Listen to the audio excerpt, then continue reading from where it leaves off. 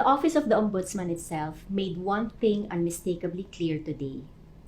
Representative Ferdinand Martin G. Romualdez has not been convicted of any offense, no criminal case has been filed before the Sandigan Bayan, and he has not yet even been given the opportunity to answer the allegations against him.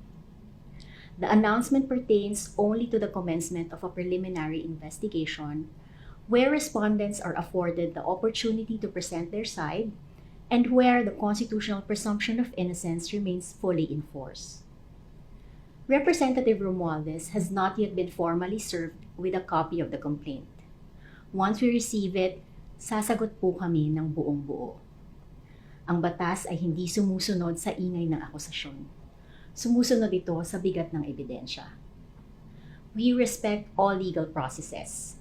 That is precisely why we believe this matter should be resolved where our laws require it to be resolved, in the proper legal forum, after both sides have been fully heard.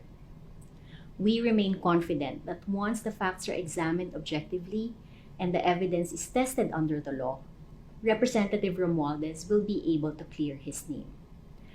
We deny, in the strongest possible way, any insinuation that Representative Romualdez has attempted to evade the legal process. Uulitin po namin, kailanman ay hindi nagtago si Representative Romualdez. Hinarap niya ang ICI at haharapin niya ang Office of the Ombudsman.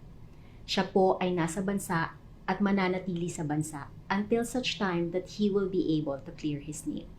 Maraming salamat po.